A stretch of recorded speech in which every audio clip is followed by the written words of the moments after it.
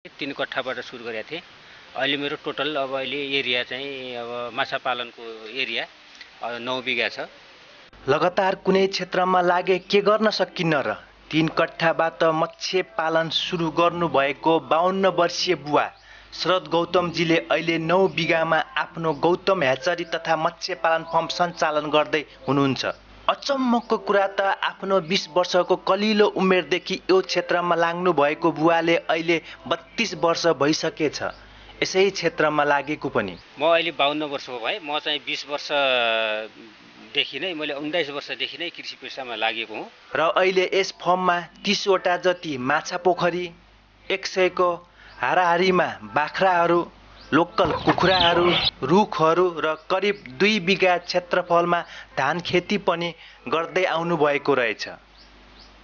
रोगहरू चाहिँ अब जस्तो चक्के दाद हैन, पानी बढी अब फोहोर भयो, अब त्यो एमोनिया एसिडहरू चाहिँ के बढी चाहिँ भयो भने जस्तो चक्के दाजहरू लाग्ने, पुच्छरहरू सड्ने, पखेटाहरू चाहिँ सड्ने, गिल्सहरू सुन्निने खालको रोग हुन्छ। त्यो पनि पानीकै कारणबाट हुन्छ।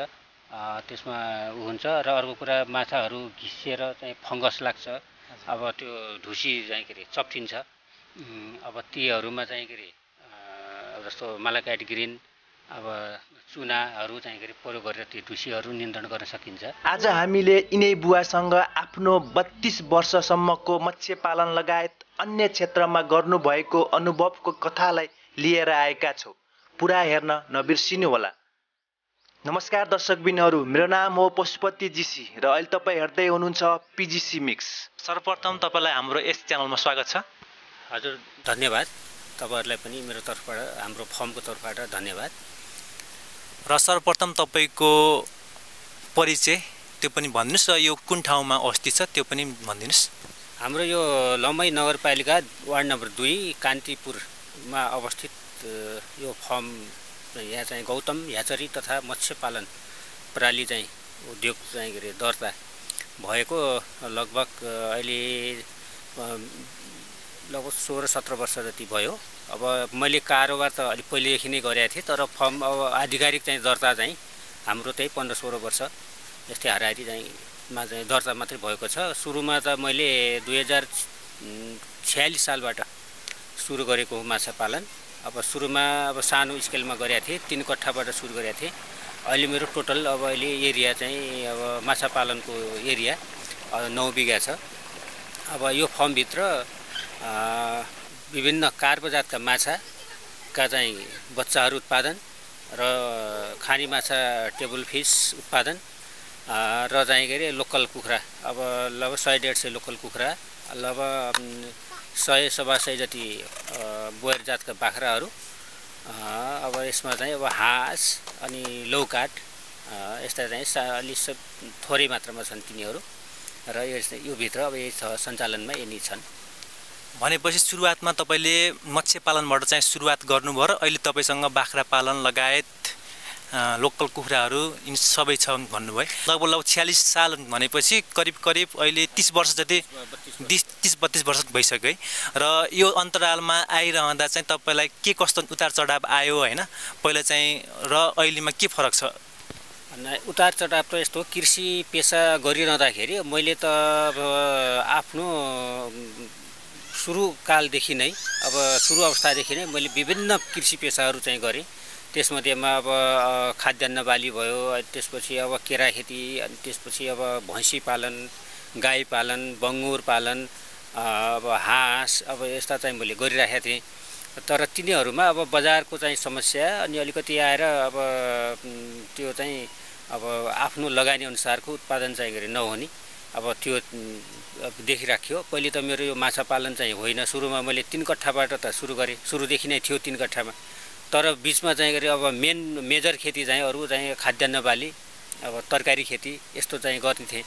अनि तरकारी खेतीमा अब हिजोको दिनमा मार्केट थिएन, मान्छेहरू बसाइसराई गर्ने अब त्यस्तो चाहिँ थिएन, चलन थिएन।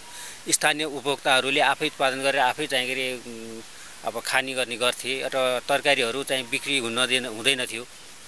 अब कुखुराहरूको हकमा अब कुखुराहरू पनि अब सामान्य घरकै चाहिँ उत्पादनले घरको परिवारलाई या चाहिँ सामान्य चाहिँ अब होटलहरू सानो चाहिँ बजार चाहिँ सानो थियो अब सानो होटलहरूमा चाहिँ के अरे अब पुगिरहेको थियो र हामीले अब व्यावसायिक रूपले गरेका कुखुराहरूको मार्केट भएन। त्यसले अब मैले अब धेरै अब घाटाहरू बिहोर्नु पर्यो र त्यस्तै अब अनुभव गर्दा गर्दै अब मैले अब लास्टमा यो माछाको पनि त्यही स्थिति थियो। पहिले त हामी चाहिँ के अरे 3 कट्ठाको माछा बेच्दाखेरि 6 महिना 7 महिनामा बल्ल बल्ल बिक्री हुन्थ्यो।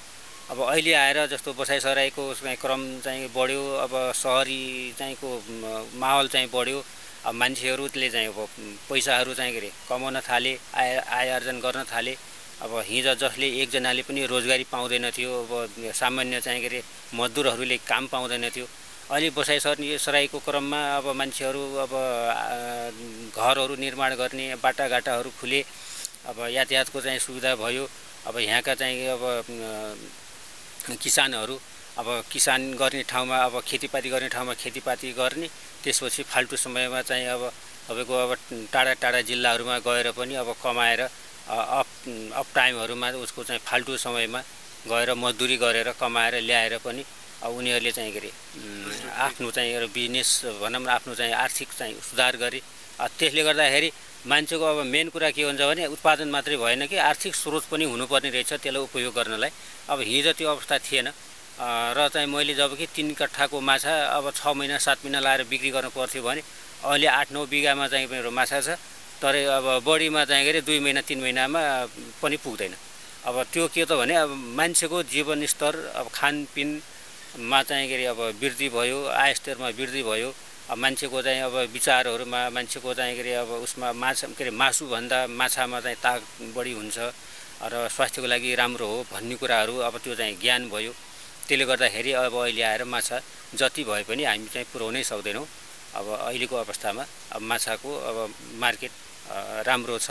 त्यसले गर्दाखेरि अब विभिन्न गाउँहरूमा पनि अब मैले हिजो एउटा पोखरी बनाउँदाखेरि के माछा पालेर यत्रो अब म एक्लै हुँदाखेरि मान्छेले अब हेर्ने दृष्टिकोण फरक थियो भने अहिले चाहिँ के अरे प्रत्येक अब चाहिँ अब माछामा सजिलो हुने भयो। अब चाहिँ अब अन्नबाली भन्दा बढी फाइदा हुने भयो। झन्झेटहरू चाहिँ एकचोटि लगाएपछि धेरै चाहिँ झन्झेटिलो चाहिँ काम छैन। अब त्यसले गर्दाखेरि आम चाहिँ के अरे किसानहरूमा पनि अब जस्तो माछा पाल्ने व्यवसाय फस्टाएको छ। अब हाम्रै गाउँमा यहीँ भन्ने हुन्छ भने अब 7-8वटा चाहिँ 7-8 जनाले चाहिँ गर्नुभएको छ। छिमेकी चाहिँ वाडाहरूमा पनि थुप्रो छ। अब दाङमै माछाको एउटा चाहिँ पकेट एरिया भइसकेको छ अहिले। जबकि हिजो एउटा मेरो माछा बिक्री हुँदैन थियो, आज चाहिँ हजारौँको चाहिँ के अरे सङ्ख्या मसँग किसानहरू जोडिया छ। अब ती किसानहरूले माछा पुर्याउने अवस्था छैन अब अहिले। भनेपछि पहिला र अहिलेमा चाहिँ धेरै नै फरक छ, जस मार्केटमा चाहिँ माछाको एकदम माग बढी छ। र एउटा चाहिँ जिज्ञासा चाहिँ मलाई के लाग्यो भने चाहिँ तपाईँलाई करिब यो व्यवसायमा लागेको चाहिँ करिब 32 वर्ष भयो होइन? र तपाईँको अहिले उमेर चाहिँ कति भयो? तपाईँ कति वर्षमा चाहिँ यतातिर कृषि पेसामा चाहिँ लाग्नुभयो? म अहिले 52 वर्षको भएँ। म चाहिँ 20 वर्षदेखि नै मैले 19 वर्षदेखि नै कृषि पेसामा लागेको हुँ। तर अब कृषिमा मेरो त्यसबेला सुरुको अवस्थामा पनि यो कमनै थियो। कमन भन्नाले सबै चाहिँ मिक्स थियो त्यसमा। यस्तो किनभने अब यो भन्दा होइन करिब 32 वर्ष अगाडि चाहिँ तपाईँ यो कृषि पेसामै म लाग्नुपर्छ भनेर चाहिँ तपाईँलाई त्यो बेला चाहिँ सोच चाहिँ कसरी आयो? किनभने कृषि त्यो बेला चाहिँ कृषिमा चाहिँ त्यस्तो अहिलेको जस्तो थिएन नि त होइन? त्यो बेला अब सेक्योर थिएन होइन? त्यस्तो अवस्थामा पनि तपाईँ कृषिमै लाग्नुपर्छ र जस्तै हुन्छ विदेशहरूतिर जाने त्यस्तो चाहिँ नगएर चाहिँ कृषिमै लागेर चाहिँ मैले केही गर्न सक्छु भन्ने त्यो कन्फिडेन्स चाहिँ तपाईँलाई कसरी आयो त्यो बेला चाहिँ? यस्तो मान्छेको आफ्नो आफ्नो इच्छा हुन्छ, आफ्नो चाहिँ विशेषता हुन्छ होइन? मैले त्यो कृषि पेसामा लाग्नुभन्दा अगाडि जब कि म 8 कक्षामा पढ्नेदेखि नै मेरो रुचि चाहिँ केही न केही चिज चाहिँ के अरे समाजमा गरेर देखाउँछु भन्ने चाहिँ थियो। अब त्यसै आधारमा मैले चाहिँ के अरे अब जस्तो आफ्नो स्वतन्त्र कृषि पेसा मैले आफूलाई पनि स्वतन्त्र राख्न चाहिँ चाहन्थेँ। कसैसँग मेरो जीवनलाई अब सौदा गर्ने या चाहिँ बाँध दिने मेरो चाहिँ आचरण थिएन। म स्वतन्त्र। मैले सुत्न मन लाग्दा सुत्न पाउनु पर्यो, खाने मन लाग्दा खान पाउनु पर्यो, काम गर्ने मन लाग्दा काम गर्न पाउनु पर्यो, हिँड्ने चाहिँ डुल्ने घुम्ने मन लाग्दा हिँड्न घुम्न जान पाउनु पर्यो र कसैसँग बाँधिदिन। जस्तो अब जागिर कुरा आयो, मैले त अब त्यस्ता जागिर त मैले धेरै छोडेँ। मैले पाएको पनि हो जागिर, सरकारी जागिर पाएको पनि हो, तर मैले स्वेच्छाले नै मैले चाहिँ जागिर चाहिँ नखाएकै हो। किनभने तपाईँ सरकारी जागिर छोडेर चाहिँ सरकारी जागिर आउँदा पनि नखाएर चाहिँ कृषिमै लाग्नुभयो? हो, म कृषिमै। किनभने त्यहाँ त ड्युटी दिनु पऱ्यो नि। 10 बजेदेखि चाहिँ तपाईँको 5 बजेसम्म ड्युटी दिनु पऱ्यो एउटा कुरा। अर्को कुरा चाहिँ आफ्नो जिल्ला नभएर अर्को अर्को जिल्लामा जानु पर्थ्यो, आफ्नो परिवार चाहिँ छोड्नु पर्थ्यो।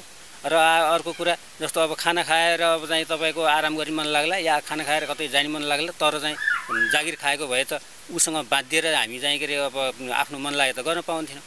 अब त्यसले गर्दाखेरि मैले मेरो सुरुदेखि नै धारणा कस्तो हुने, व्यापार हुन त एउटा यो उद्योग पनि एउटा व्यापार हो, तर यसमा स्वतन्त्र व्यापार छ, यसमा आफ्नो व्यापार छ। यहाँ कसैसँग चाहिँ प्रतिस्पर्धा छैन। जस्तो अब व्यापार जस्तो बजारमा गएर अब एउटा ढेब्रीदेखि लिएर सुन पसलसम्मको कुरा गर्नुहोस् या चाहिँ कपडा पसलको कुरा गर्नुहोस्, त्यहाँ बिहानदेखि साँझसम्म अब ढोका कुरेर बस्नुपर्छ।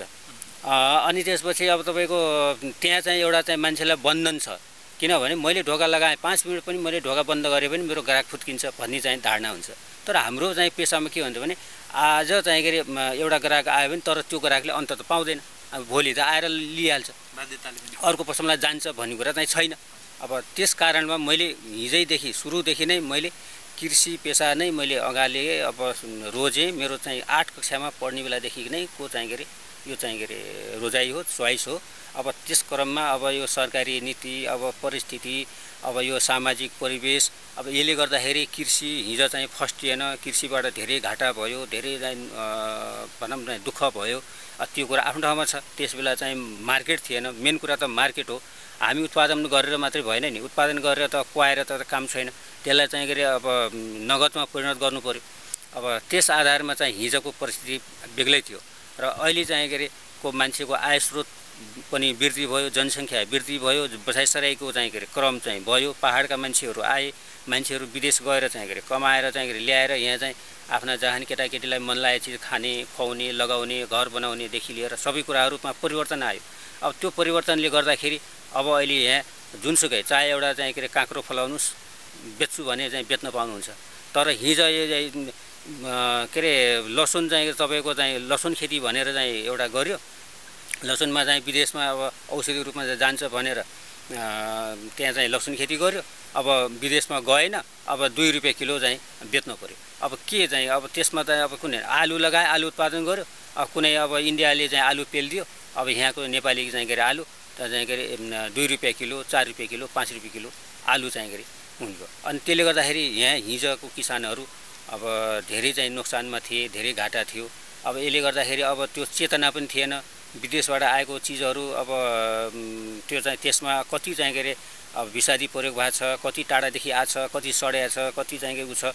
अब यहाँको लोकल नेचुरल यहाँको प्राकृतिक हावापानीमा उब्जिएको, यहाँको चाहिँ हावापानी अनुसार चाहिँ फलेको स्वादिष्ट चाहिँ चिजहरूलाई मान्छेले चाहिँ के अरे त्यसलाई गणना गर्दैनथ्यो। त्यहाँ एउटा कुरा सानो चाहिँ 50 पैसा सस्तो पायो भने इन्डिया चाहिँ को आलु खान्थ्यो, इन्डियाको माछा खान्थ्यो, इन्डियाको तरकारी खान्थ्यो। तर अहिले आएर चाहिँ लोकल हो, यहीँको उत्पादन हो भन्दा बित्तिकै मान्छेको चेतना, सबभन्दा ठुलो कुरो त चेतनामै नै वृद्धि भयो। अब त्यसले गर्दाखेरि अब यहाँको उत्पादनमा महँगो भए पनि राम्रो मान्छन् र त्यसरी चाहिँ गर्छन्। र अर्को कुरा जस्तो अब विदेशको कुरा गर्नु छ भने मैले त विदेश जाने मान्छेहरूलाई त अब म आफ्नै हृदयदेखि त मन पराउँदैन, कहिले पनि चाहिँ के अरे मन पराउँदैन। घुम्न जाने, हेर्न जाने, देख्न जाने त्यो आफ्नो ठाउँमा छ, तर पसिना बगाएर अर्काको चाहिँ के अरे त्यो गुलाम भएर चाहिँ बसेर त्यहाँ चाहिँ अब स्वर्ग जस्तोमा ठाउँ किन नहोस्, त्यो चाहिँ के अरे पैसा धेरै किन नहोस्। तर यहाँ मैले अहिले जति लगानी गरेको छु, अहिले 32 वर्ष भयो मैले यहाँ लगानी गरेको, यदि मैले मेरो चाहिँ के अरे लगानी यहाँ मैले चलाउन सकेन या म मरेर गयो भने पनि मेरो सन्तानले चाहिँ उपयोग गर्न पायो र उसलाई खर्च लागेन, उसले चाहिँ यसलाई चाहिँ जोगाएर राख्नु पायो। यदि उसले पनि सकेन भने एउटा न एउटा नेपालीले त प्रयोग गर्छ। यहाँ कुनै न कुनै नेपाली किनेर भयो भने यो फर्मलाई किनेर भए पनि त उपयोग गर्छ। हामीले सकेनौँ भने तर कहीँ गएन नि, तर विदेशमा गएर चाहिँ पसिना बगाएको त्यो चाहिँ अब ऊ बाँच्दासम्म हो। कयौँ मान्छेहरू अब मरेर पनि आएको छ होइन, अब लासहरू आएका छन्, कयौँ मान्छेहरू चाहिँ अपाङ्ग भएर आएका छन्, अब कयौँ दुर्घटनाहरू चाहिँ भएका छन्। त्यो त हामी सबैलाई चाहिँ थाहा भएकै कुरा हो। र अहिले आएर हामी चाहिँ अब चाहे विकसित देशहरू भनौँ, चाइना भनौँ, अमेरिका भनौँ, जापान भनौँ, क्यानाडा भनौँ, अस्ट्रेलिया भनौँ, त्यहाँ 18 घन्टा ड्युटी गरेर 18 घन्टा काम गरेर त्यहाँ मेहनत नगरिन त्यो स्वर्ग त भएको छैन। हामी चाहिँ के अरे नेपालीहरूको चाहिँ के अरे एउटा मनस्थिति कस्तो भने अब अर्काको चिज चाहिँ राम्रो देख्ने, सजिलो देख्ने, तर आफूले चाहिँ गर्दाखेरि आफ्नो चाहिँ ठाउँमा गर्दाखेरि श्रम लाग्ने हैन, अब लाज मान्ने, एकदम चाहिँ दुःख मान्ने, अब यस्तो हुन्छ। अब विदेशमा गएर 18 घण्टा ड्युटी गर्न सक्ने, यहाँ चाहिँ 12 घण्टा किन नगर्ने? 12 घण्टा यहाँ गर्यो भने त 12 घण्टा यहाँ गर्यो भने त त्यो अमेरिका जस्तै पनि त यहाँ गर्न सकिन्छ नि। र यस्तो आफ्नो आफ्नो विचार हो। अब मलाई त त्यो विचारले चाहिँ जितिएको थियो, त्यही भएर म त सुरुदेखि नै म एसएलसी पास के अरे 8 कक्षामा पढ्दाखेरि मैले सोच बनाएको थिएँ, भनेपछि जब एसएलसी पास गर्यो, आइए पास गर्यो, तर पढाइ चाहिँ गरी बिचमा मैले छोडेँ।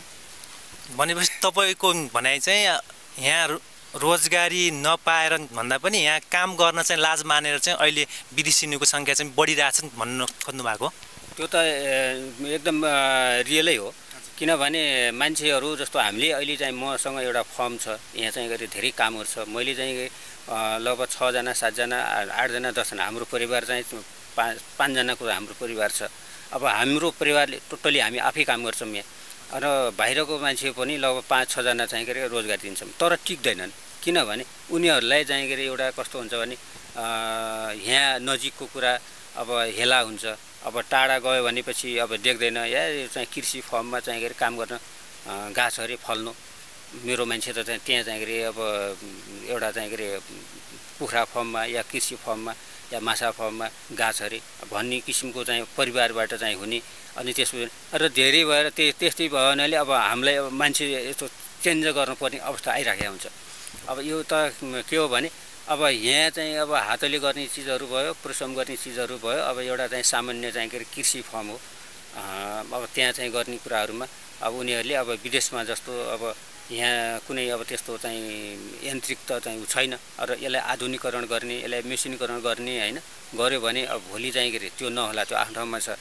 तर अहिले त हाम्रो अवस्था अनुसार त हामी चाहिँ त्यो सबै चिजमा मेसिनीकरण गर्ने त सकिँदैन, किनभने हाम्रो भूगोल चाहिँ के अरे फरक छ। हामीले चाहिँ भने जस्ता सामानहरू हाम्रो चाहिँ के अरे देशले उपलब्ध गराउन सक्दैन, बजारमा आइराखेको छैन। अब एउटा सानो चाहिँ चिजलाई हामीले विदेशबाट मगाएर चाहिँ अब गर्न पनि अब महँगो लागत लाग्छ, भोलि त्यो बिग्रियो भने पनि चाहिँ बनाउने समस्या हुन्छ। त्यो टेक्नोलोजीहरूको विकास चाहिँ होला, त्यस बेला चाहिँ अब अहिले विदेशमा त सबै चिज टेक्नोलोजीबाट चाहिँ गरिराखेका हुन्छन्, र त्यहाँ चाहिँ अब तपाईँको तरकारी खेती गर्न जाने यहाँको चाहिँ के अरे मान्छे मन पराउने, तर यहीँ चाहिँ तरकारी खेती गर्न चाहिँ मन नपराउने। एउटा कारण के हो भने हाम्रो चाहिँ के अरे औद्योगिकरण या मेसिनीकरण चाहिँ छैन, आधुनिकीकरण छैन। त्यसले गर्दाखेरि अलिकति समस्या चाहिँ छ नेपालमा। तर चाहिँ जस्तो अब विदेशमा चाहिँ के अरे गर्ने काम र नेपालमा गर्ने काम एउटै हो, किनभने त्यहाँ पनि कुनै त्यहाँ के अरे सुनको चाहिँ कारखाना त होइन, त्यहाँ पनि त यही चाहिँ के अरे उद्योग धन्दा कल कारखाना सबै चिज चाहिँ हो। अब त्यसले गर्दाखेरि अब मान्छेलाई बाँच्नलाई आधार त अब घाँस बाँस कपास होइन, अब यो चिज चाहिँ जरुरी हुन्छ। अब यो घाँस अब भनौँ न खानको लागि चाहिँ अन्न चाहियो, अब के अरे जिउ टाल्नको लागि चाहिँ अब के अरे कपडा चाहियो, अब बस्न लागि बास चाहियो। आखिरी संसारमा जहाँसुकै जानुहोस्, चाहे स्वर्गमा जानुहोस्, स्वर्गमा गयो भने त यही नै हो नि त। आखिर त्यहाँ माटो खाएर चाहिँ के अरे मान्छे पनि बाँच्दैन, सुनका डल्ला खाएर पनि बाँच्दैन, अब पैसा खाएर पनि बाँच्दैन।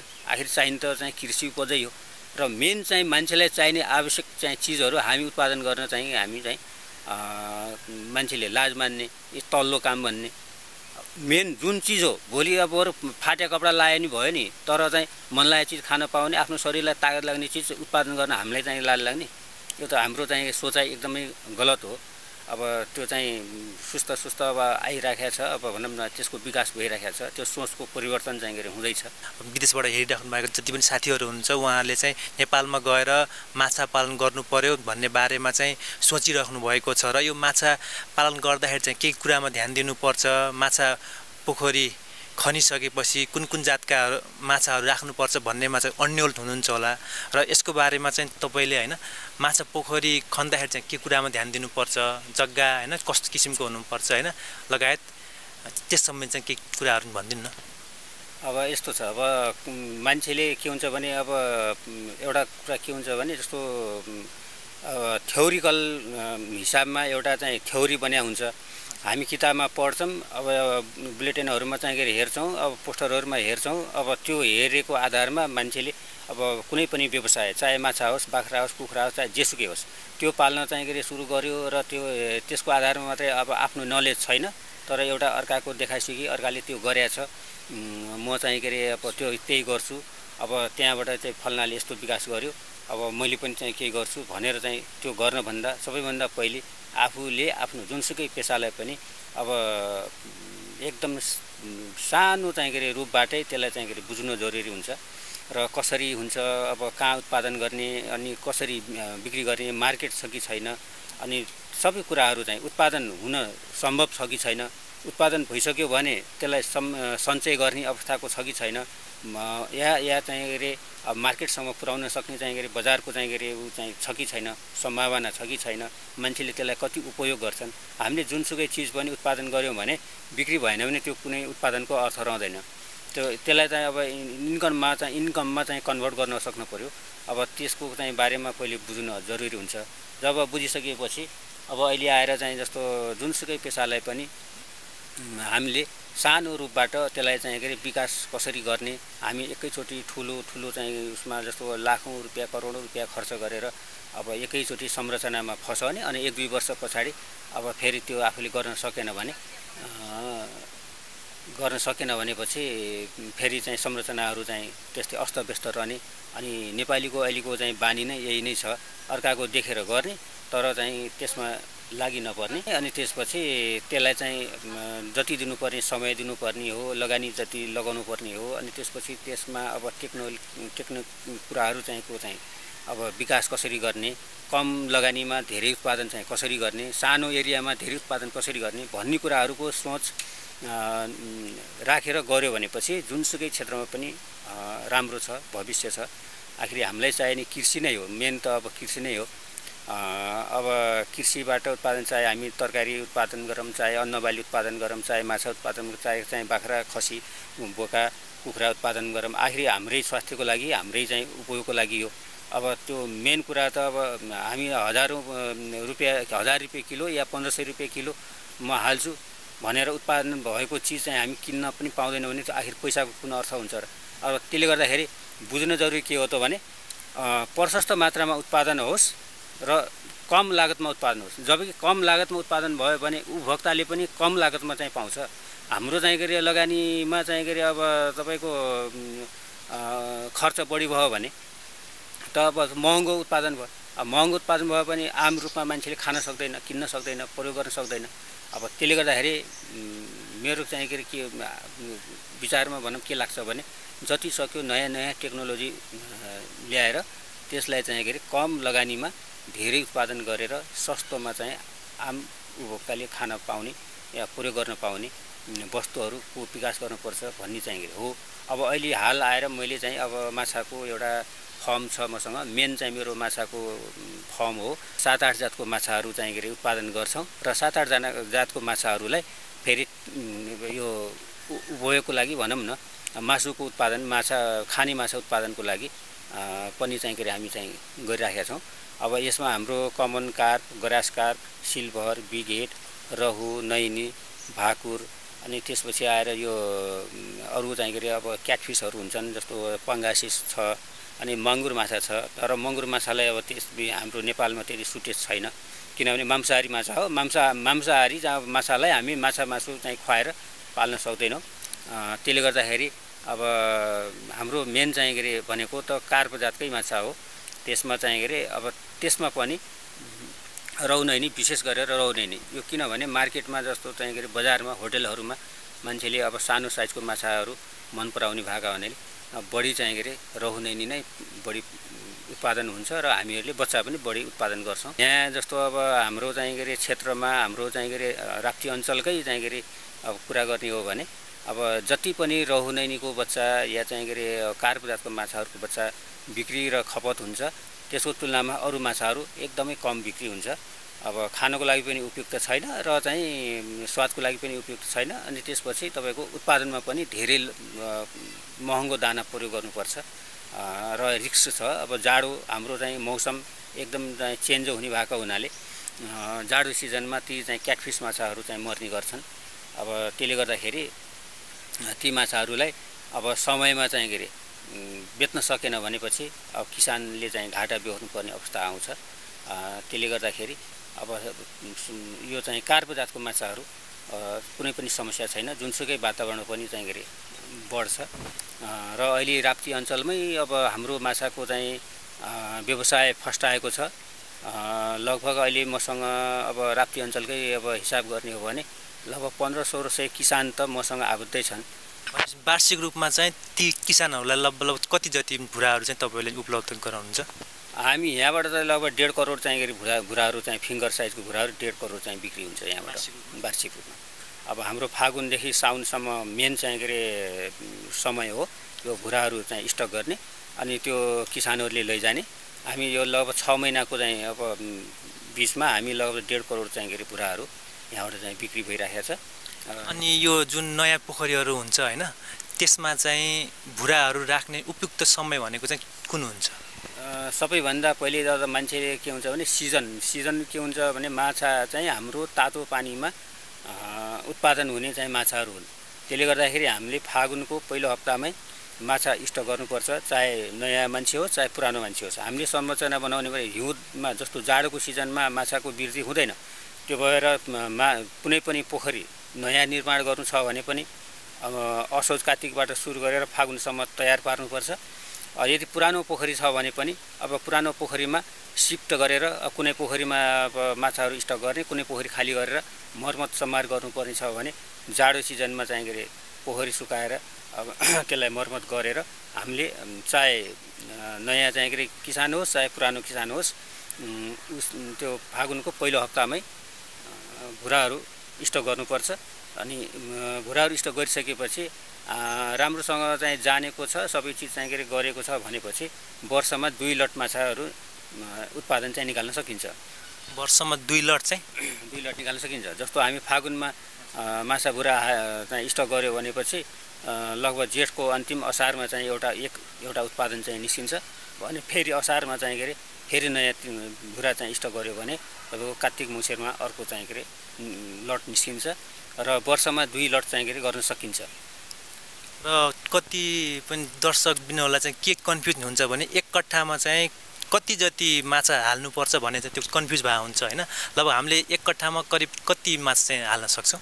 अब यस्तो छ, माछा कुन स्केलको उत्पादन गर्ने हो, आफ्नो एरिया कत्रो छ, एरिया अनुसार पनि हुन्छ। अब कुनै पनि जस्तो 1 कट्ठा 1.5 कट्ठामा मात्रै हामी तुलना गऱ्यौँ भनेपछि त्यसमा एकदमै न्यून चाहिँ माछा सङ्ख्या स्टक गर्नुपर्छ। अब हामीले जस्तो बिघाको चाहिँ हिसाब गर्छौँ भनेपछि बिघामा चाहिँ फरक हुन्छ आफ्नो स्केल अनुसार। र अर्को कुरा अब पानीको स्रोत हुनु पर्यो, उपयुक्त चाहिँ जग्गा हुनु पर्यो, अनि त्यसपछि जलाशयको चाहिँ एउटा आधारमा हामीले चाहिँ माछाको भुरा चाहिँ स्टक गर्ने हो। अब माछाको भुरा स्टक गर्ने क्रममा जस्तो कुन साइजको माछा बिक्री गर्ने मान्छेले जस्तो अब 1 कट्ठा 1.5 कट्ठा 2 कट्ठा 2.5 कट्ठामा मात्रै पोखरी छ भने उसले त्यो बजारको चाहिँ के अरे लाई हेरेर जस्तो अब एउटा छर्री माछाको साइजलाई आकलन गर्न हुँदैन, किनभने उसले चाहिँ के अरे 1 किलो 1.5 किलो ठुलो माछाहरू 1 किलोभन्दा माथिको माछाहरू उत्पादन गर्नुपर्ने हुन्छ। 1 किलो माछाको उत्पादन गर्नलाई प्रति कट्ठा अब 500 सम्म चाहिँ के अरे राख्न सकिन्छ। अब हामीले जस्तो अब 2 बिघा 2.5 बिघा 3 बिघा 4 बिघा 5 बिघा छ या बिघाको हिसाबमा अब माथि छ 10-12 बिघा छ भने उसले फेरि ठुलो माछामा जोड दिनु हुँदैन, उसले चाहिँ सानो चाहिँ, किनभने उसको उत्पादन धेरै हुन्छ। उसको उत्पादन धेरै भयो भने गाउँको मान्छेले अब वरपर छरछिमेकले उसले किनेर सक्दैन, उसले चाहिँ बजारमा पठाउनुपर्छ। बजारको चाहिँ होटेलहरूको साइज अनुसारको चाहिँ उत्पादन गर्नुपर्ने हुन्छ। त्यसले गर्दाखेरि 1 कट्ठा 1.5 कट्ठादेखि 5 कट्ठासम्मको किसानले चाहिँ ठुलो माछा उत्पादन गर्नु पर्यो।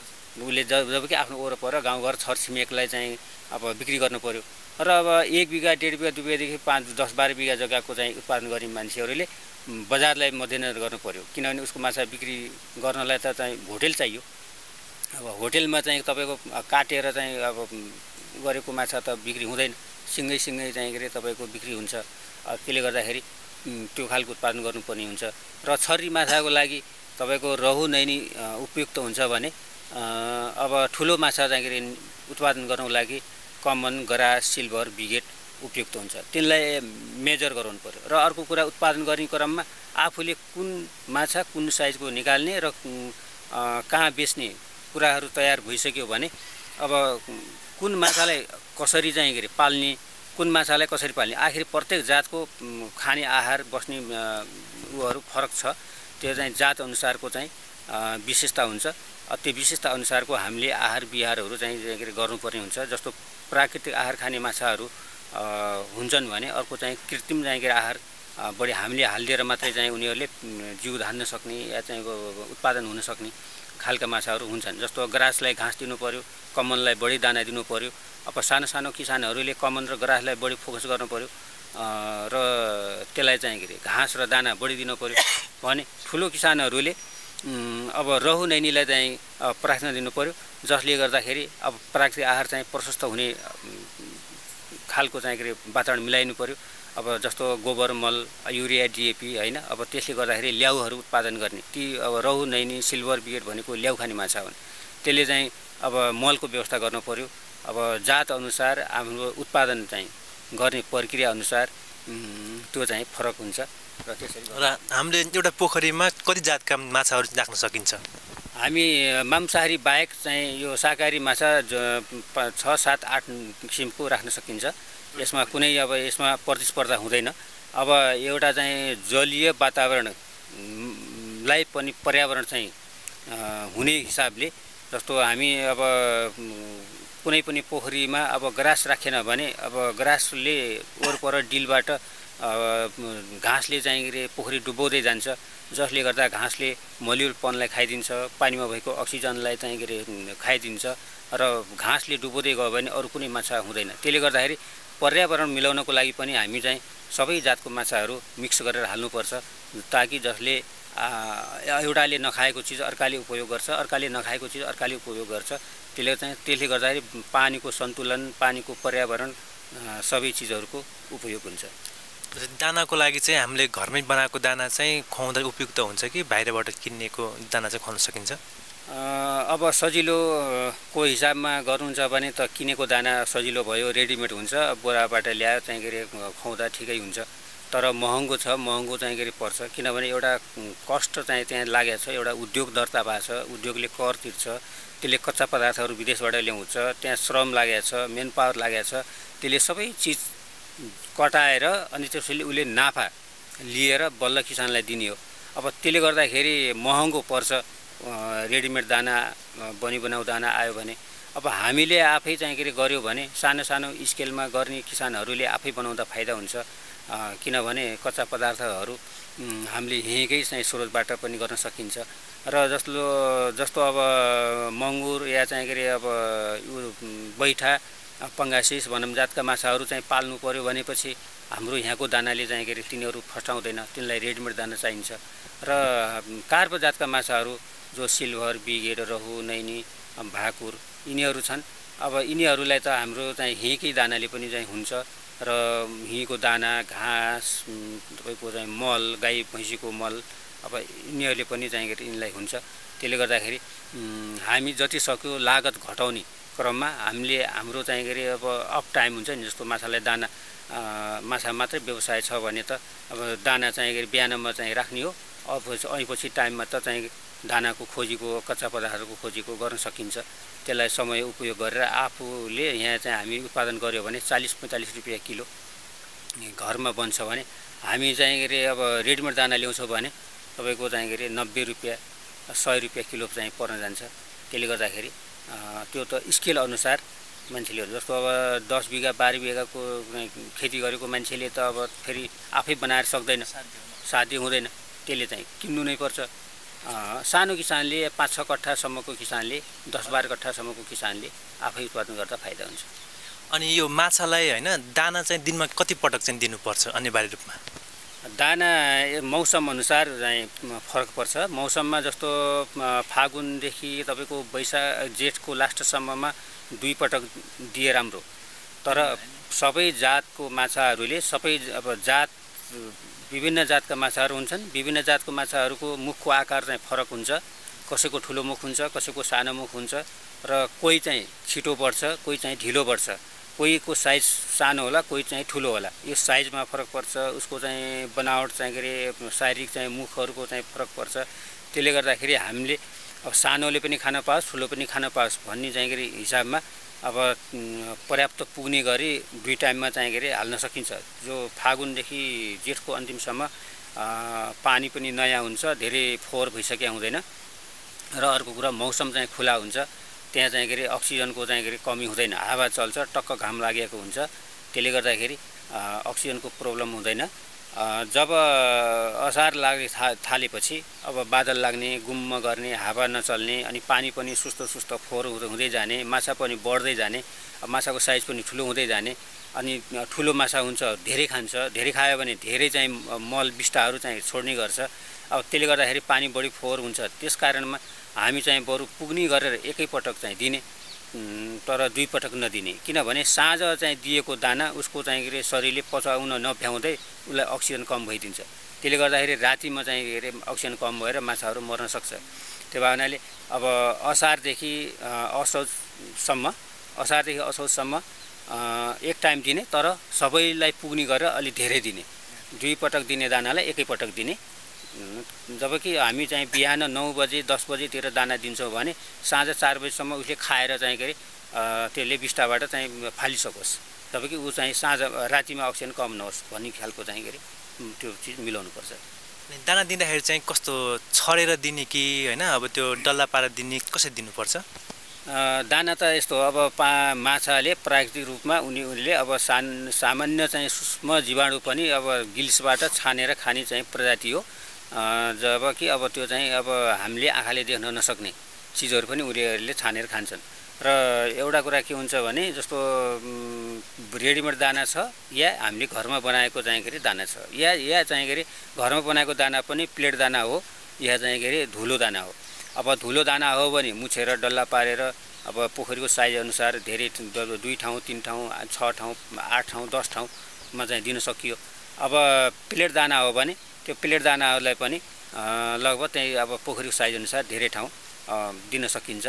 र फ्लोटिङ दाना हो, जस्तो तैरिने दाना उत्रिने दाना छ भने त्यो कुनै अर्थ हुँदैन, त्यो झाँतीबाट एकै ठाउँ दिए पनि तैरिन्छ, सबै माछाहरूले पाउँछन्।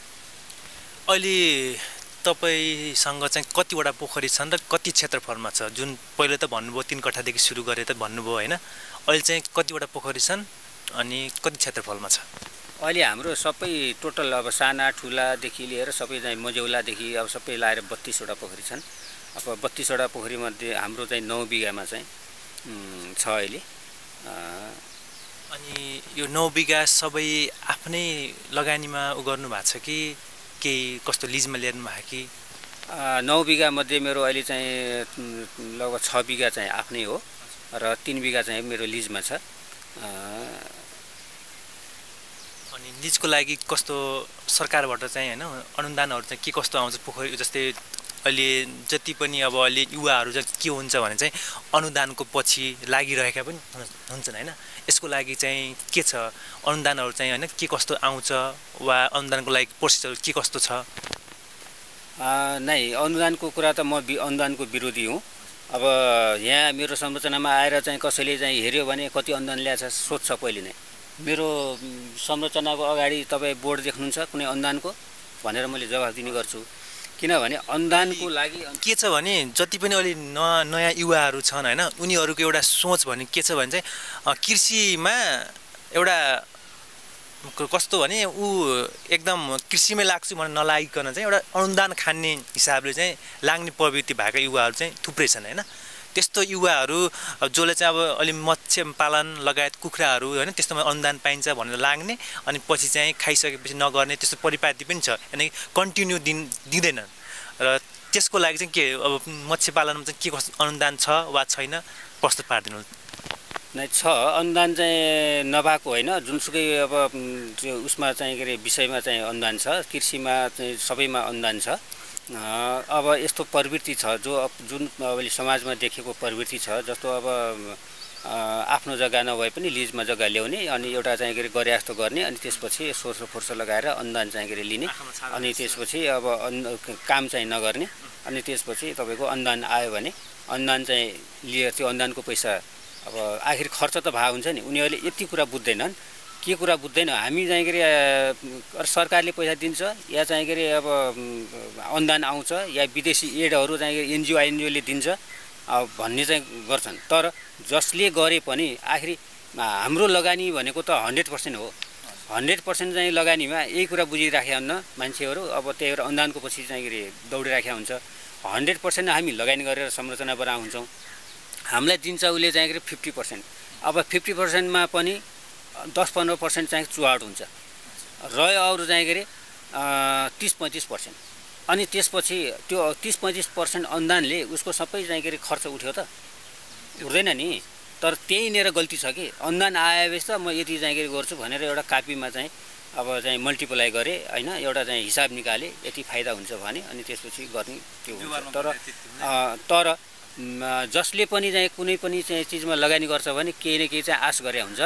त्यत्तिकै चाहिँ कुनै कसैले केही चिज चाहिँ मैले एउटा चाहिँ के अरे कुनै चिज चाहिँ के अरे मानौँ न 1 किलो माछा कसैलाई दिएँ भने अब उसले चाहिँ म फोकटिया चाहिँ मैले माछा त दिएको छैन, किनभने त्यससँग काम ल्याउनलाई मैले 1 किलो माछा चाहिँ के अरे उसलाई दिएँ भने उसबाट मैले काम ल्याउन सक्छु या मैले भने मान्छ या मलाई चाहिँ कुनै सहयोग गर्छ भनी माने म त दिया हुन्छु भने त्यो एउटा कुरा के हुन्छ भने अनुदान आउँछ त चाहिँ अनुदान चाहिँ के अरे आउने प्रक्रियाहरू जस्तो अहिले जस्तो सरकारी कुरा गरौँ न, सरकारले अनुदान दियो भने कति % चाहिँ त्यसले रासो तिरेछ, कर कति तिरेछ सरकारलाई, उसले पनि कर असुल्नलाई दिएको अनुदान हो। फर्म दर्ता हुनु पर्यो, कारोबार चाहिँ देखिनु पर्यो, कारोबार चाहिँ देखिसक्यो भनेपछि चाहिँ अब उसले चाहिँ कर तिर्या हुनु पर्यो। अनि अब हामीले वैधानिक रूपमा चाहिँ फर्म दर्ता गरेर सरकारलाई कर तिरेर अनि त्यसपछि तपाईँको जसरी चाहिँ के अरे अब अडिट चाहिँ के अरे अब फर्मको चाहिँ के अरे अब अडिटको चाहिँ कुराहरू आउँछ। अडिट चाहिँ के अरे कुरा गर्दाखेरि चाहिँ तपाईँको अब ब्याङ्कले चाहिँ के अरे अडिट नगरिकन चाहिँ अब दिँदैन, करले पनि अडिट नगरिकन दिँदैन। अब एउटा अडिटरले चाहिँ के अरे तपाईँको कारोबारको चाहिँ अडिट गर्न लाग्यो भनेपछि अब 30-35 हजारदेखि 60-65 हजार रुपियाँ खाइदिन्छ। अनि त्यस्तै अब कारोबार चाहिँ तपाईँको देखाउनु पर्यो। अब कारोबार देखाउँदाखेरि अब खरिद चाहिँ देखाउनुहुन्छ, अब अनि बिक्री पनि देखाउनु पर्यो।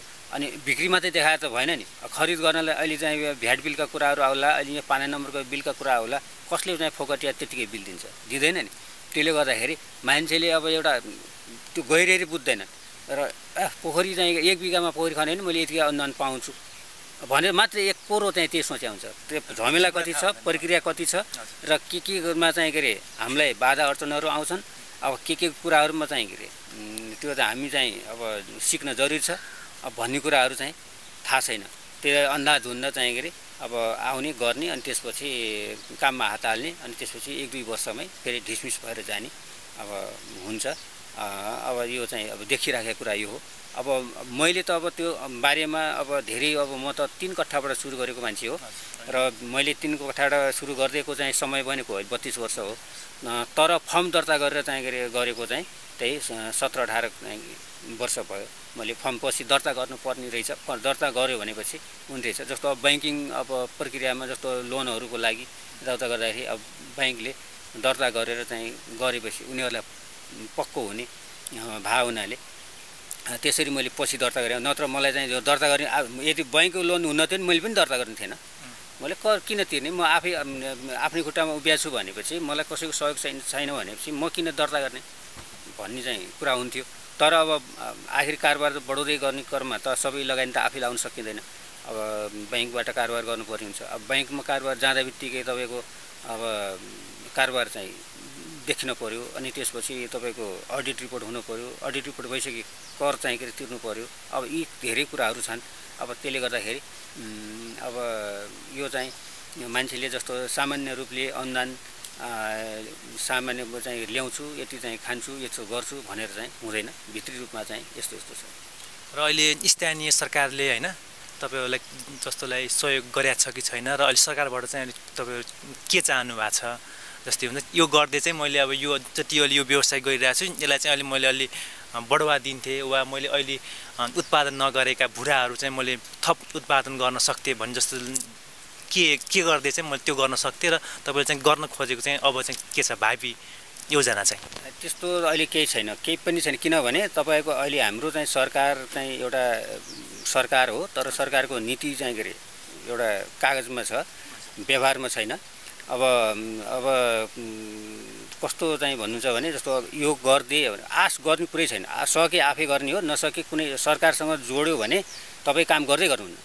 मलाई त यस्तो लाग्छ। अब जति चाहिँ के अरे बरु चाहिँ ऋण गरेर हुन्छ, ब्याङ्क लोन लिएर हुन्छ, या अब भर परेर गर्ने हो भने त त्यो उसले कहिले अनुदान देला र अनि म चाहिँ के अरे काम गरौँला भन्ने सोचेर पर्खेर बसेर हुन्छ र हुँदैन नि। अब मैले 3 कट्ठाबाट गर्दाखेरि अहिले 9 बिघा पुग्यो। 9 बिघामा चाहिँ यदि अहिलेसम्म मैले अनुदान केही पाएको छैन र अनुदान चाहिँ के अरे पाइनँ भन्ने हो भने गत 1-2 वर्ष अगाडि नयाँ पोखरी चाहिँ खन्दाखेरि त्यही 50-60 हजार रुपियाँ चाहिँ के अरे थप मेरो नयाँ पोखरी खन्दाखेरि मैले त्यो पाएको हुँ।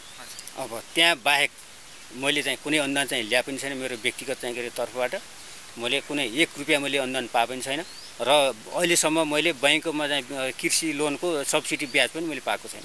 भनेपछि अब तपाईँले अनुदान चाहिँ आउला र काम गरौँला अनि त्यसपछि देखाउँला भन्ने कुरा त हुँदैन नि। गर्ने मान्छेले त कसरी गर्ने र कुन तरिकाले गर्ने आफ्नै चाहिँ के अरे डिपेन्ड चाहिँ के अरे आफै आधारमा चाहिँ के अरे उसमा डिपेन्ड भएर चाहिँ गर्नुपर्ने हुन्छ।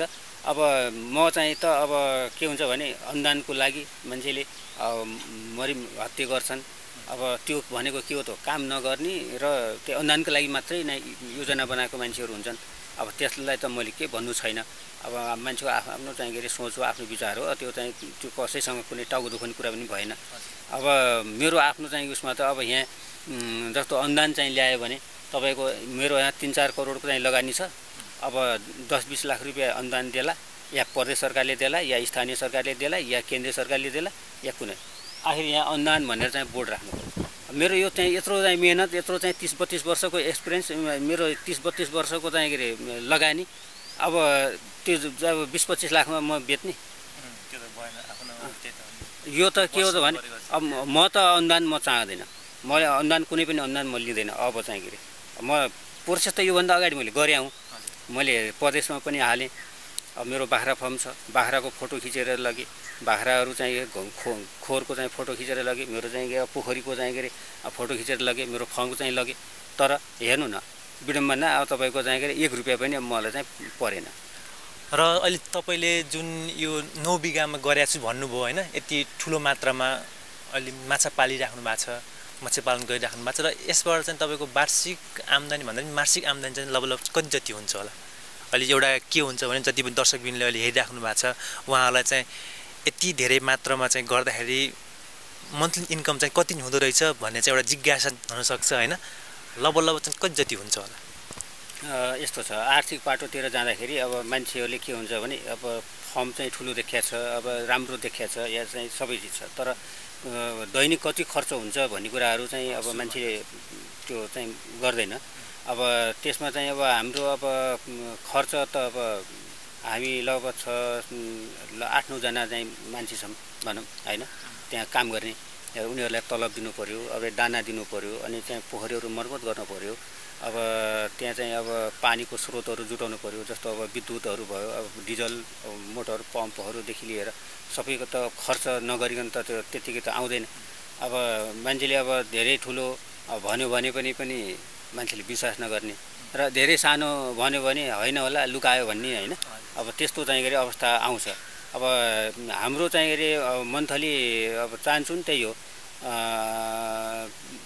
हाम्रो त्यही कति भनेपछि 42-43 लाख रुपियाँ हाम्रो चाहिँ हाम्रो आय स्रोत देखिन्छ वार्षिक रूपमा। अब त्यही मन्थली हामीले चाहिँ लगभग 2-2.5-3 लाख 3 लाख अब त्यस्तै चाहिँ चाहन्छौँ हाम्रो चाहिँ के अरे आय स्रोत हुनुपर्छ। 3 लाखमा अब कस्तो हुन्छ भने लगभग चाहन्छौँ 2 लाख रुपियाँ त हाम्रो खर्चमै जान्छ। अनि त्यसपछि अब बस्छ अब मासिक चाहिँ के अरे अब त्यही 10 लाख 12 लाख 15 लाख राम्रो हुँदाखेरि 20 लाख अब यस्तै हो। अनि त्यही बचेको रकमलाई हामीले फेरि नयाँ चाहिँ के अरे निर्माणको लागि फेरि नयाँ योजना बनाउने हो, संरचना बनाउने हो। त्यसमा चाहिँ हाम्रो त्यही नै हो। अब चाहिँ हामीले सम्पूर्ण जानकारी त लगभग तपाईँले दिइसक्नुभयो होइन, मत्स्य पालन लगायत अरू व्यवसायमा के गर्नुपर्छ भन्ने कुरामा जानकारी दिइसक्नुभयो। अब चाहिँ तपाईँको एउटा हामीले यो फर्म चाहिँ घुम्छौँ, एउटा भिजिट गर्छौँ है। ठिकै छ, घुमौँ। यो हाम्रो यो चाहिँ खानी माछा बिक्रीको लागि हो। यो यसमा चाहिँ यो पक्की छ। माछाहरू चाहिँ निकालेर यसमा राख्नुहुन्छ? हजुर, ठुलो माछा जस्तो खानी माछा बिक्रीको लागि अब 3-4 कुइन्टलसम्म अट्छ यसमा। एकपटक ठुलो पोखरीबाट जाल तान्यो भने यहाँ चाहिँ 3-4 कुइन्टल लगभग 3 दिनलाई स्टक हुन्छ। ठुलो पोखरीमा धेरै मान्छेहरू चाहिँ लाग्छ जाल तान्नलाई। अब यहाँ 2 जनाले पनि तान्न सकिने भयो। त्यसले गर्दाखेरि स्टक भन्नाले तपाईँको बिक्रीको लागि यो फुटकर बिक्री या चाहिँ थोक बिक्रीको लागि जस्तो ठुलो पोखरीमा त 10-12 जना मान्छे लाग्छ जाल तान्न। यसमा चाहिँ 2 जनाले मिल्ने भयो। यसमा चाहिँ त्यो खानी माछा बिक्रीको लागि हो। यो नर्सरी पोखरी हो। यसमा भुराहरू उत्पादन छ। कुन भुरा छन् अहिले त यसमा धेरै अब पोखरी फरक पोखरीमा फरक जातको भुराहरू छ। जस्तो यसमा अहिले रहु छ अनि सिल्भरको छुट्टै हुन्छ, बिगेटको छुट्टै हुन्छ, ग्रासको छुट्टै हुन्छ, कमनको छुट्टै हुन्छ। अब यो कति दिनमा चाहिँ तयार हुन्छ कि महिना? यो अर्को सालको लागि हाम्रो यो चाहिँ यो सिजनमा चाहिँ सिद्धियो। अब हामी त अहिले यो असोजमा छौँ होइन। अहिले त भुराहरू चाहिँ किसानले हाल्दैन। अब यो फागुनमा हामी बिक्री गर्ने हो। यो भुरा स्टक राखेको हो। यो भनेपछि नयाँ भुरा फागुनदेखि चाहिँ सुरुवात हुन्छ? नयाँ भुरा पनि फागुनबाट सुरु हुन्छ। भुरा बिक्री वितरण पनि फागुनदेखि नै सुरु हुन्छ। अब कसैले अब लगेर स्टक राख्छु भन्यो भने पनि अब आजकल पनि चाहिँ आउँछन्। नत्र चाहिँ तपाईँको फागुनदेखि मेन त फागुनदेखि साउनसम्म नै हो। अनि कस्तो भुराको लागि अग्रिम बुकिङहरूको व्यवस्था छ कि के कस्तो हुन्छ? छैन। खानी माछा उत्पादन हो। यो 1.5 बिघा छ। 1.5 बिघा? हजुर, 1.5 बिघा हो। यो खानी माछा उत्पादन, ठुलो माछा उत्पादन हो। यो चाहिँ नर्सरी हो। त्यो पक्कीवाला चाहिँ यो माउ माछाको लागि हो। अनि यी रुखहरू देखिएन होइन? यी रुखहरू यो चाहिँ के हो? यो चाहिँ रुखहरू यो घाँस प्लस काठ यो दुइटै परेको लागि हो। यो पाउलोनिया भन्ने हो। यसमा बढी प्रोटिन हुन्छ भनेर यो यसको पातहरू बाख्रालाई हुन्छ। अनि फाल्टु भएको जग्गाहरू अब बाख्रा चाहिँ आफ्नो बाख्रा चर्छन्। अब यसका पातहरू खसे पनि खान्छन्। अनि अब पर्यावरणको लागि पनि अब रुख बिरुवाहरू डिलहरूमा चाहिँ रुपियाँ हो यो। अनि त्यहाँ छेउमा एउटा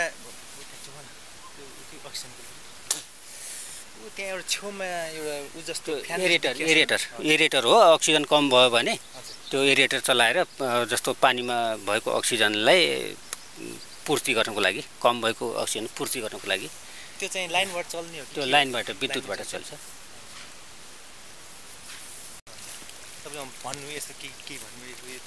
यो माउ माछाको पोखरी हो। यो यसमा अब विभिन्न जातको माउहरू यो छुट्टा 3टा पोखरीमा छ। एउटा पोखरीमा त्यसमा छ। यहाँ 4वटा पोखरीमा माउहरू छन्।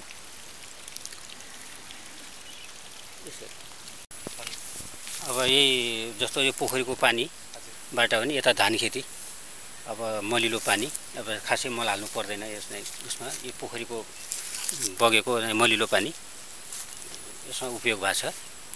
अक्सिजन कम हुनुलाई चाहिँ रोग भएन। त्यो चाहिँ हाम्रो चाहिँ यो क्रियाशीलमा चाहिँ अलिकति कमजोरी भएको हो। त्यसलाई चाहिँ मेन्टेन गर्ने चाहिँ अब पानीहरू चाहिँ अब आधा फाल्ने आधा चाहिँ के गर्नुपर्छ। अरू बाँकी चाहिँ जस्तो अब रोगहरू चाहिँ अब जस्तो चक्के दाद होइन, पानी बढी अब फोहोर भयो, अब त्यो एमोनिया एसिडहरू चाहिँ के अरे बढी चाहिँ भयो भने जस्तो चक्के दाजहरू लाग्ने, पुच्छरहरू सड्ने, पखेटाहरू चाहिँ सड्ने, गिल्सहरू सुन्निने खालको रोग हुन्छ। त्यो पनि पानीकै कारणबाट हुन्छ। त्यसमा हुन्छ। र अर्को कुरा माछाहरू घिसिएर चाहिँ फङ्गस लाग्छ। अब त्यो ढुसी चाहिँ के अरे चप्टिन्छ। अब तीहरूमा चाहिँ के अरे जस्तो मालाकाइट ग्रिन, अब चुनाहरू चाहिँ के अरे प्रयोग गरेर त्यो ढुसीहरू नियन्त्रण गर्न सकिन्छ। र अर्को कुरा चाहिँ के अरे जुम्रा, माछालाई चाहिँ जुम्रा पर्छ। धेरै पुरानो पोखरी भएपछि जुम्राहरू चाहिँ पर्छ। र चाहिँ जुम्राको लागि नियन्त्रण गर्नको लागि अहिले बजारमा चाहिँ औषधिहरू पाउँछ। त्यो प्रयोग गर्न सकिन्छ। अरू जस्तो चाहिँ त्यस्तो बढी चाहिँ टेन्सन हुँदैन। अब कुखुरा बाख्राहरूको जस्तो चाहिँ बढी रोगहरू माछामा कम हुन्छ। मेन कुरा चाहिँ हुन्छ पानी हामी मेन्टेन गऱ्यो भनेपछि लगभग 80% चाहिँ रोगहरू चाहिँ आफै कन्ट्रोल हुन्छ। अब यो सबै यो धान हो। तपाईँको त्यो सिसो रुखसम्म वो पारीको सिसो रुख कति छ यसमा?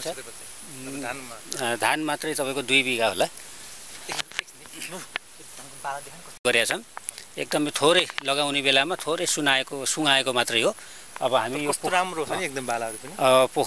पोखरीबाट यो मलिलो पानी यो पोखरीबाट यसमा सिञ्चित भइरहेको छ। यो पोखरीको पानी गइरहेको छ। धान चाहिँ करिब 2 बिघा भन्नुभयो? हजुर 2 बिघा। धान पनि राम्रो पोखरी पानी मलिलो पानी। अनि यो जुन यो तार छ होइन, यो तार चाहिँ के को लागि यो गर्नुभयो? यो तार चाहिँ जस्तो जङ्गली चाहिँ चराहरू हुन्छ, त्यहाँ पोखरीमा चाहिँ हाँस जस्तो चराहरू हुन्छ, त्यो सोझै पोखरीमा डुबेर माछाहरू खाइदिन्छ। अब त्यसलाई चाहिँ तर्साउनको लागि यो तारहरू टाँगेर यो झ्याप्प बस्न पनि उसलाई अप्ठ्यारो हुने र बसिसक्यो भने उड्न पनि अप्ठ्यारो हुने गरी यो तारहरू टाँगेको हो। यस्तै गरेर यहाँ बाख्रा पनि पाल्नु भएको रहेछ होइन? लगभग करिब कति जतिवटा छन् बाख्राहरू? यहाँ त्यही 100 जति बाख्राहरू छन् होला। अनि कुन जातका खान्? सबै जातको ल्याएर यहाँ चाहिँ पहिले लोकलबाट सुरु गरे हौँ। अहिले बोयरको बोका ल्याएर क्रस गराएर अहिले लोकलहरूलाई हटाउँदै अनि बोयर चाहिँ त्यसको चाहिँ क्रस उत्पादन चाहिँ गरिरहेका छन्। बोयरको चाहिँ कति पर्सेन्ट भन्छ नि, लगभग कति पर्सेन्टको हुन्छ नि? अहिले त्यही 25 देखि 65% भइसकेका छन् अहिले। ल यो चाहिँ बिक्री गर्नको लागि नै होला नि यो गरेको लगभग? अनि हजुर नस्ल सुधार हो हाम्रो। हजुर खास उद्देश्य नस्ल सुधार हो। अनि त्यसपछि त्यो पाठाहरू हामी चाहिँ बोकाहरूमा वितरण गर्छौँ। जातिका बाख्राहरू छन् भन्नु? हाम्रो यो बोयर जातको बाख्रा हुन्। बोयर जात अब लोकल बाख्राबाट क्रस गराएर अहिले हामी चाहिँ 25 देखि 65% चाहिँ सम्म भइसकेका छन् अहिले। अब लोकल कम छ, अब बोयर चाहिँ धेरै छ, क्रस धेरै छ, बोयर क्रस धेरै छन् अहिले। लगभग एउटा सानो होइन जन्मेको बोयरको बच्चालाई चाहिँ लगभग कति जति पर्छ किन्दाखेरि? 3 महिनादेखि 4 महिनाको बच्चाहरूलाई हामीले चाहिँ 1200% आधारमा अब 1200 देखि 1500 रुपियाँ किलो बिक्रीमा चाहिँ गरिरहेका छन्।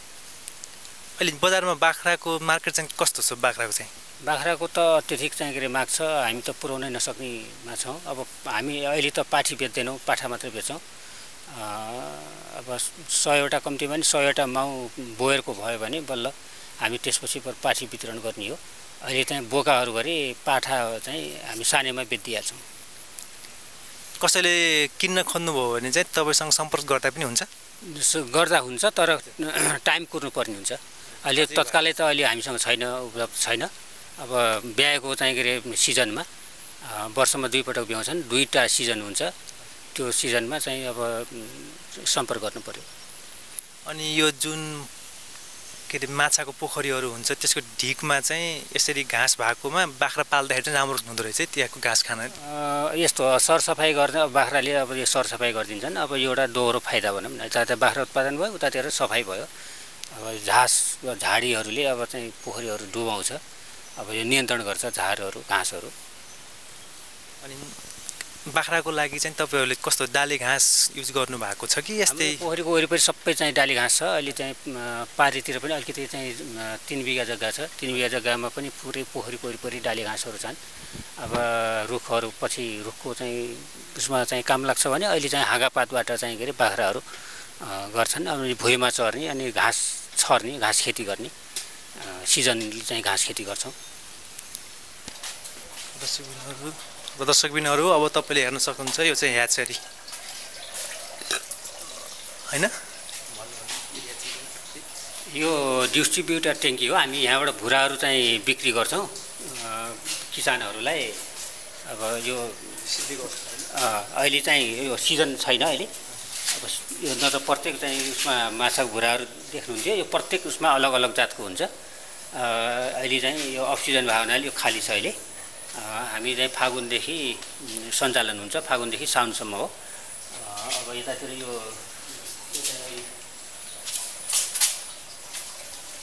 यो चाहिँ अब इन्कुबेसन ट्याङ्की हो। यहाँ चाहिँ अन्डाहरू कोरलेर बच्चाहरू उत्पादन हुन्छ र त्यहाँ चाहिँ तयारी चाहिँ भुराहरू किसानहरूलाई वितरण गरिन्छ।